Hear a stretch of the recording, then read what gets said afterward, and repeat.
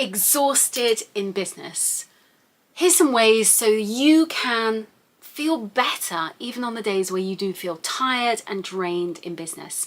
Running a business as a solopreneur is exhausting, it's draining at times. And if you are anything like me, there isn't that cushion of somebody else earning some money. You know, like when I was married, there was always another income that you can bounce off. Whereas when it's down to you, then there's always that added pressure. And that's where I really find that having my membership is kind of like my salary. So I really love having that residual income, which is that support network for me. And so I have my courses, I have that. And then on top of that, I will then work with one-to-one clients. And so that's kind of how I fund my business. And that works really well for me. So I would definitely recommend, as a way to manage your exhaustion, obviously you have to do it in order to get that residual income, that passive income, but having an automated processes that mean you don't have to be there to sell, where you can have recurring income from your membership, you can automate the way that you sell your courses. It really gives you that financial cushion and stability rather than feeling you need to show up and trade time for money on a regular basis. But I do understand that you have to build that before you can go, ta-da, here's my passive income. Passive income is not passive until you've built it. I also flip around my week. So I'm a single mom and my son is autistic. So I have to be very conscious of him and being present for him. And so I work about 4 hours a day. And so that means I basically take him to school. I will do, I'll do a LinkedIn post first thing in the morning. So I'll write that. Usually I wake about 5-ish and I'll sort of do some meditation, whatever. Well, you know, I'm lying there. I'll write my LinkedIn post. So I sort of post that about 6:30. I then am very present with my son. I'm getting him ready for school, doing all of that shizzle to get him ready to school. I take him to school and then I go for a run. So I literally drop him at school and I run off, and usually it's a very slow granny run, but I'm running, I'm moving my body. And so I'll run for about 30-40 minutes. And I may stop on the way and I have a few spots depending on if it's raining or sunny, where I will sit and meditate. And I will use that because I'm out, I'm not at home, I'm not being distracted by turning on the washing machine or loading the dishwasher or whatever it may be. So I do my meditation, I've done my exercise. If I don't do my exercise, then I find I come home, I do housework stuff, I then start working, and it gets to 5 to 3 and I'm running out the door to get my son, and I've missed my window of exercise. So I do it first thing so I get it done, because otherwise it won't happen. So I've done my running, I've done my meditation, come back. I then allow myself about half an hour, 40 minutes to, I'll quickly change, and I will then load the dishwasher, do all of that stuff that, you know, just to tidy up a bit. And then I tend to say, right, 10:30, I crack on and I work from 10:30 till 2:30. And I have that window of time where I will have deep focused work. It may be it's client calls. It may be it's, I'm doing a podcast with somebody, but it's deep focused work. And that helps me to stay on track. If I don't have that deep focus work, I will get sidetracked. I'll look at Facebook, I'll scroll, I'll be like, oh, all those, you know, pictures of whoever on Instagram and, you know, all of that nonsense. But if I make myself have that deep focus work, and because I have that 2:30 deadline where it's like, you've got to stop working, like wrap up, Lucy, it means that I hold myself accountable. It means that I get stuff done. So that is my working week on a Monday, Tuesday, Wednesday. On a Thursday is my kind of a longer day. My son goes to his dad's, and so I will have that day as my kind of content creation day. So today is my content creation day, and I will, it might be a social day where I go and see someone or, you know, go to an event. But I tend to have it where it's like, okay, I'm going to blast through a sales page or write 10 emails, or like today, create YouTube videos. So I dropped my son at school, got my hair done, put on some makeup in case you can't tell, and now I'm doing a bunch of YouTube videos. And so I use today as my day to kind of blast through a bunch of projects and really be creative. I don't work Fridays because I'm busy with my son, and then over the weekend I'm busy with my son, and I might do the odd like reply to an email or something, but I'm not really, it's very much on my phone if I'm doing anything. I'm not getting out my laptop. And that's how I manage my week. But because I'm very intentional with that like blast of hours, I get stuff done. And, you know, I really would say that works for me as a way to, get through as much as possible. Sometimes if I'm feeling overwhelmed, so for example, last night, I took so now you're getting my life story, but basically, so I'm a single mom, and I took my son to Cubs, and I am also, because they're stuck for a Cub leader, I'm becoming assistant Cub leader. And so wasn't ever part of the vision board. Okay. And so anyway, we ended up going to this event, getting stuck on the motorway in traffic for hours, and didn't get home till really late. And of course, suddenly I go to bed, and then I wake up in the middle of the night because the house is in chaos and I can't sleep. So I get up and end up tidying the house at 2 a.m. in the morning or whatever. And I know that if I don't do that, then it's going to eat into my Thursday. I can't really sleep anyway. And Thursday's my creative day. But it does mean today I'm pretty drained because I didn't sleep that well. And I do find that hormones can really affect my sleep. I definitely try not to eat at lunchtime. I'm gluten-free anyway. That really helps me. God, on the days of when I used to eat pasta at lunchtime, I would be in a coma falling asleep at my desk.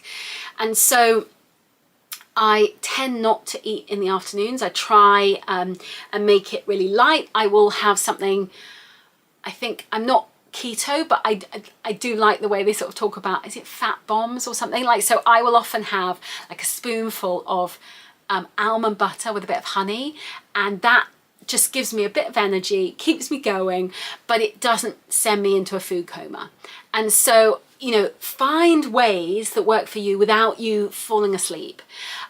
Meditation does perk me up in the afternoons, and that really does help, but you got to work out what works for you. But I would definitely look at, if you are struggling to stay awake, look at your food and understand your relationship with different foods. And if there are foods that are making you tired or not as productive, then focus on the foods that make you more productive and give you energy so you can stay tuned and get stuff done. And, if you think about, elite performance athletes, they are really eating the very best food so they can stay on track. Now, you in your business, you are not an elite athlete. I'm not in any way, but I'm definitely a granny runner. But I do know that I only have these small pockets of time where I need to perform at my best to get stuff done. Because if I don't get shizzle done in those 4 hours, it means that it might have to roll on till next week. And it also means that I'm not necessarily going to get paid. And so there is that kind of incentive for me where it's like, come on, Lucy, let's pull your finger out, let's do this. And then you can, then you can have chill time. And so it means that I have that deep focus so I get stuff done. So create, really be intentional with creating that artificial focus. I remember when I was a journalist, and I would be working on a team where there was a few other parents, and they'd all run out the door at 5 o'clock to do nursery pickup. And I would always be the last one. There would be kind of one or two of us that were always the last ones, and we didn't have children at the time. And we would be like faffing around, looking on Google, like all of this stuff. And it was like end result, person who left at 5 o'clock or person who left at 6:37. And basically, we just spent another hour and a half, 2 hours doing nothing when we could have been like going to the gym or doing something much better with our lives. And so now I am so much more focused.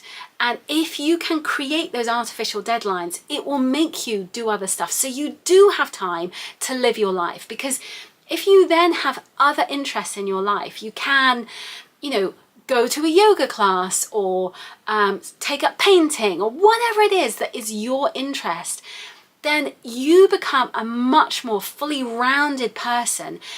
And for me, I am a school governor, I'm doing this cub thing, and it makes me feel much more like I feel much more part of my community, and I much more enjoy it, rather than just, oh, I'm a single parent and I'm a solopreneur, and they're kind of quite isolated. And I could say, oh, I'll go to some networking events, but to be honest, when I've been to networking events like locally, I sort of feel like people have totally different businesses to me.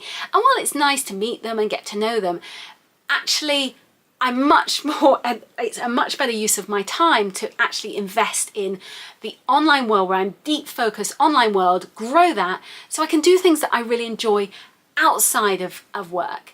And so do what works for you. But if you are intentional with your time, you can really make a massive difference. Set those boundaries where you've got a hard stop, where you need to go out the door, so you're going to do something, so that work doesn't completely invade all areas of your life, so that you can have a fully rounded life. I think as solopreneurs, we can also be really afraid to outsource. We can be afraid to say, oh, can I give up this task? We can cling to it tightly. And I would say really find your people and outsource. It is definitely trial and error. I think my first person that I outsourced to was in 2017, and I'm blessed and lucky to say Bianca is still with me today. And so sometimes you get lucky. Other times I've also employed people. I've had employees as well as contractors that I've worked with, and they've not worked out for a variety of reasons. Either, it's just been a not good fit for the team, or they're just not quite right. And so whether somebody, and pretty quickly whether someone is right for you or not. Like for me with Bianca, my VA, it took us a little bit of time, but we found our groove. But other times with people, I've been like, I'm not sure. And then I've not wanted, I felt guilty saying this isn't quite right. But if your intuition is telling you this isn't working, listen to that intuition and do it. Because otherwise, I have found in the past that sometimes I am paying somebody to do something and I'm doing it myself, or I'm getting somebody else to do it because they're not doing it quite how I wanted them to. And so that is a waste of money. So be really lean with how you outsource, who you outsource to, and whether they're a good fit for you. Just because someone else works well with them doesn't mean they're right for you. Time management is such a key tool, like how I have that 4-hour window and I squeeze in as much as possible. So look at those deadlines, look at what you're doing. How long is it going to take you? Time block those hours. So I will say, right, I've got an hour to do this before I have a call. And it's like, right, I've got to get this done because I've got a call in an hour, and I do this. And so you know what your diary is like, so you get stuff done. Otherwise, things don't happen. And so it can really help you to stay focused, so you stay on track and get everything you need to get done. And the final thing I think to say is always be looking at your goals and reevaluate your goals, because we can set some big lofty goal and we can go like, oh, I want this goal. But the reality is do you really want this goal? Or is that something your ego's told you want, or someone else in your mastermind or whatever says, oh, that's a thing you should be doing? And actually for me, I realized that with my business, I felt like I should be doing things. I should be doing, this or that, or, all of these different methods of running an online business. And I actually realized for right now, in the season of life that I'm in right now, as a single parent, managing my son, I don't want to be flying off around the world to go to retreats. I don't want to be speaking on stages across the world. While I'd love to do those things, my ego would love to do it, I don't want to do it because it's not actually, if I go away for a long weekend, my son can't cope. He gets so upset. And the kind of, the knock-on effect of that is it's not worth it. It's too big a snowball of other, cause and effect. It's like, I don't want to do that. I would love to, go and hang out with different people and go and, hang out and do a mastermind and, go and see people in California or whatever. But for right now, it's not possible. So for me, I try and pick masterminds or events that are local, that I can manage going to. If I have to get on a plane, it's not happening because it doesn't fit with this season of my life right now. In the future, that may be very different, but for right now, I have to be present and be here. And that may mean that I can't grow my business in the way that I see other people growing their business. But I make choices. I built an online business, so I had the flexibility to be there for my son, to create a life for him. And so if I'm now getting on a plane, well, that's my old life. When I was a journalist, that was the life that I ran from. It was getting on planes, going to report and tell stories around the world, which was fascinating and amazing. But I didn't want to spend 3 weeks in a war zone and missing my son. I chose to be at home with my son. And so why would I do that in my online business? And so we all make choices, and your choices are going to be very different to my choices. But don't feel like you have to have these goals just because everybody else has told you to have these goals. Don't feel like you should be doing this thing because everyone else is doing it. It's your business. You can run your business and your life the way that suits you. So be proud and, be firm in your boundaries and say, you know what? This is my business. It gives me the freedom and life that I want to lead. Thanks so much for watching. Bye, bye, bye.